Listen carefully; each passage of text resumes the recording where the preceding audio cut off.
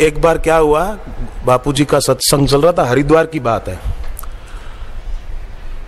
तो एक आदमी महाराष्ट्र से आया था, तो उसको बेचारे को सिर में दर्द होने लगा, और सिर दर्द की बीमारी थी उसको, कभी भी हो जाता था। तो गोलियां अपनी जेब में ही रखते थे, कोई डिस्प्रिन, कोई पैरासिटामोल, जो सिर दर्द की होती होगी वो जेब में रखते थे।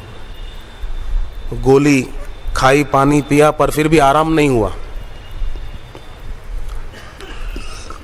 अब सत्संग चल रहा है, बापूजी बैठे हैं व्यासपीठ पर, गुरुदेव के सामने खड़ा होकर जाऊं ये भी अशोभनीय है। कैसे बापूजी बैठे तो सज्जन कैसे बीच में से खड़ा होकर चलेगा? मर्यादा में बैठे रहे, पर सिरदर्द इतना बढ़ता जा रहा था कि उनको हुआ कि अब मेरे से बैठा नहीं जाएगा, मैं उठूं।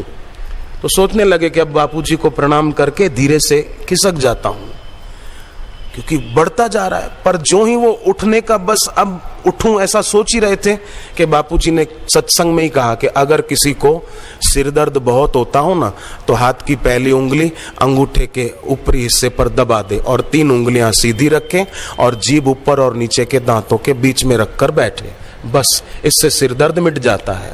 अब बापूजी ने कैसे उसके मन के भावों को जान लिया और सत्संग के बीच में ही कह दिया, और उस आदमी की आंखों से तो आंसुओं की धारा बह चली, और उसने वैसा ही प्रयोग किया। तो दवा से फायदा नहीं हुआ, पर गुरु की बताई युक्ति से फायदा हो गया, सिर दर्द मिट गया और आखिरी तक सत्संग में बैठे रहे। और आश्चर्य की बात यह है, उसके बाद आज तक उसको सिर दर्द नहीं हुआ, दवाइयां नहीं लेनी पड़ी। कईयों को आदत होती है, जरा सा कुछ हुआ तुरंत टैबलेटें तैयारी रखते हैं, निगल लेते हैं। घर में एक जगह ऐसी रखी है कि जहां सब बुखार की गोलियां, सिर दर्द की गोलियां, घुटनों के दर्द की गोलियां अलग अलग रखी हुई। माने भगवान के नाम से ज्यादा दवाओं पे भरोसा है कि ये दवाइयां काम आएगी।